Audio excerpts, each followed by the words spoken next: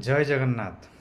पुणी गोटे खबर आसला, सरकार 5 किलो चाउल को 10 किलो चाउल पर्यंत वृद्धि कर। कौन ठीक लगुच? खाली चाउल भात खाइले आपणकर जो जो न्यूट्रिशन जो पुष्टिकर खाद्य आप खाया कथा से समस्या समाधान हो ना? पिला रोजगार मूल समस्या थिला ना? पिला पाठपढ़ा मूल समस्या थिला ना? लोक जो स्वास्थ्य मूल समस्या थिला? मागणा दे तो खुशी करदेवे, बट किंतु सेटा होची स्वल्प म्यादी खुशी। भविष्यतर स्वप्न आमर बड़ स्वप्न देखिबार उद्देश्य रहिबो तो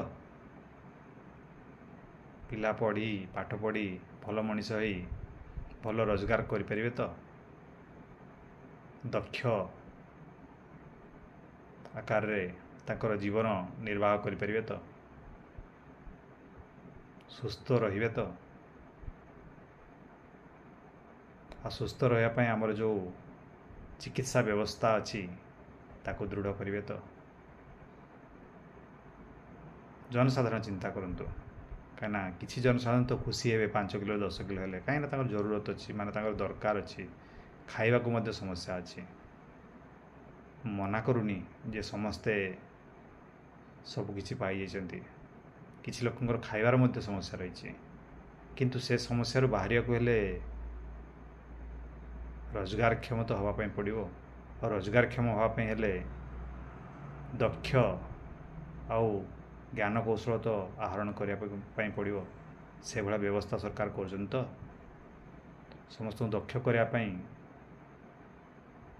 लोकं को प्रोत्साहन जोगाउछन तो और स्वप्न देखापी बड़ स्वप्न देखापी ना कि आम भात पखाल खाई शोबार स्वप्न देखुना तो देखु जनसाधारण चिंता करूँ। रही जय जगन्नाथ।